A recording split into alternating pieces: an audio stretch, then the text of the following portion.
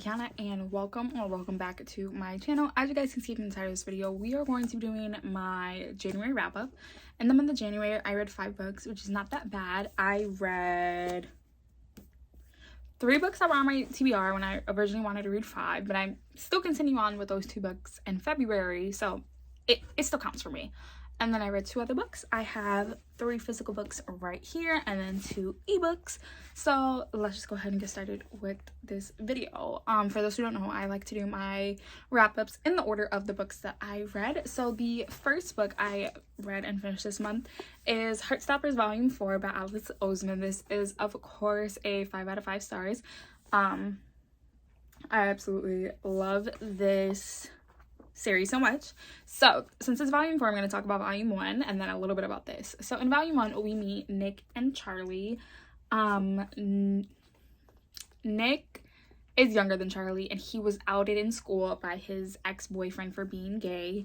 And so, you know, Nick has always been the shy one. Nick suffers from an eating disorder, and Charlie is a year older than him. So when they first start, Nick's a sophomore, Charlie's a junior. And Charlie at first is just like a friend and wants to help Nick out. Charlie just wants to help Nick out. He just wants to be a friend for him. Nick starts to develop feelings for him, but he knows that, like, in his mind, he doesn't think that Charlie is gay. So he doesn't say anything, but then when Charlie realizes that he is having feelings for Nick, he gets scared. He's like, what am I? Because I still like girls. And I absolutely love this series. So in this one, it takes place a year after. And their relationship has been going really well. And Charlie thinks he's ready to say, you know, those 3 words, I love you. And Nick feels the same way. You know, he still hasn't came out to his dad. And he, in the 3rd volume, spoilers, finds out that Charlie has a eating disorder, which is really, really scary if it's not properly handled. And I love this. I, like I said, gave this a 5 out of 5 stars, and I cannot wait for the 5th volume to come out. The next book that I read and finished is The Bromance Book Club by Alyssa K. Adams, and I gave this a 4.5 out of 5 stars. So I have owned this book for like 2 years, and I'm so surprised it took me this long to read it, but I absolutely loved it. So in this one, we follow a famous baseball player named Gavin Scott, and his marriage is in big trouble. He finds out one night after scoring a big, like, you know, this is do or die of my career home run. He finds out his wife, for the past 3 years since their daughters have been born, that she has been faking her orgasms. And like any guy, he is hurt with that. He is like, why would you lie to me? I don't understand, like, what's going on? What did I do? So he leaves.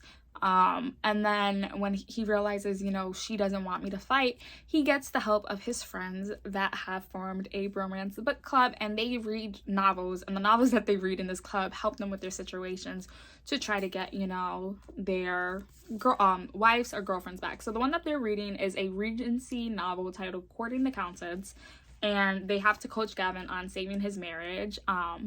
I absolutely love this. Be on the lookout, hopefully, for a book review on this. I loved it. I just hated how quick, both in the beginning, they were just to give up on the marriage. He didn't want to save it. She didn't want to hear him. And then when he realized, he's like, oh shit, like, I really do need to fight for her. I want my wife. I want my daughters. I don't want them to have, you know, a broken home. She is like, which I understand from the shit that she's been through, why she doesn't want to do it, but then still, like, she annoyed me. And then so his wife's name is oh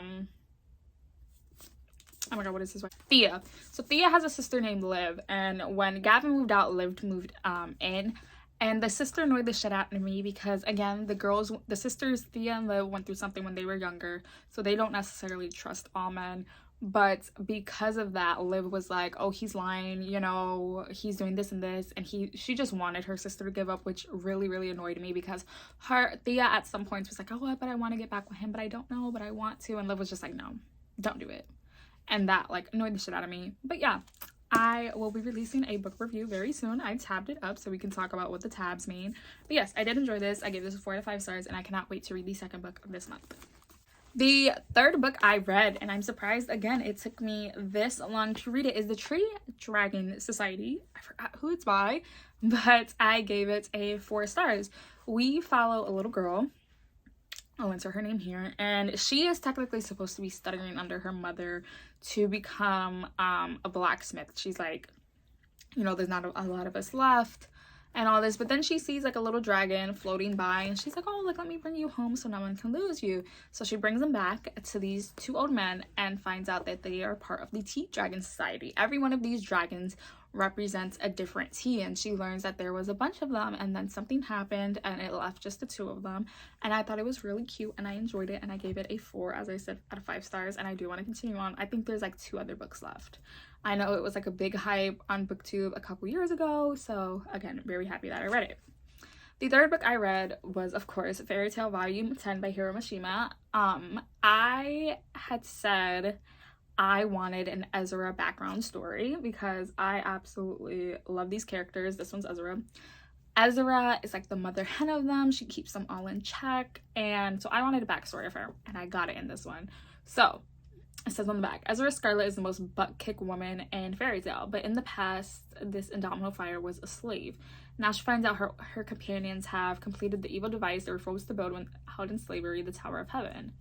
So yes, we find out Ezra was a slave when she was a little girl, and we find out that they ended up creating the Tower of Heaven, where they wanted to kill someone in order to bring someone back. But as we all know, like, in this world, it is very dark magic to kill someone and bring them back for someone. Like, you'll be labeled as an outcast and you will be killed on sight. I love this. I gave it a 5 out of 5 stars, and I cannot wait I need to buy and get the next one once I'm done like recording my videos, but very excited for the next one. And then the 5th and final book I read this month is When You Get the Chance by Emma Lord. This is one of my most anticipated releases for 2022. I'll link that video somewhere in the eye. And in this one, we follow a girl named Emmy, and it is a Mamma Mia retelling, but backwards. Millie was left on the doorsteps of her father when he was 21 years old. So she has grown up just with her mother, her father, and her paternal aunt raising her. She doesn't know who her mother is. And so she is big on Broadway. She's big on music, and one of them being Mamma Mia being her favorite, which is ironic. And so she secretly, behind her aunt and her father's back, applies to this pre-college program all the way in LA. And she wants to go, and her father says no. So when he goes away on a business trip, her and her best friend from across the hall hacked into her father's laptop and found his old online journal from like the early 2000s. And from there find 3 potential people who could be her mom. And she finds one being Stephanie, who is an assistant to someone very special, one being Farah, who is a dance instructor, and one being Beth, who is a Broadway geek just like her. And so she goes on to do different things to try to get to know them. I guessed at 71% of the way through who her mother was, and I was actually really shocked because I wanted it to be one of those 3 women. And spoilers, it wasn't. I love this. It's, I think, my favorite of January, and I gave that a 5 out of 5 stars. So those are the videos, those are all the books I read in the month of January. I'll be leaving right here 2 videos I feel like you guys should go check out. I try really hard to post 2 to 3 times a week, and I missed a video last week, so I'm very upset. And I will hopefully be seeing you guys very soon with another video. Bye, guys.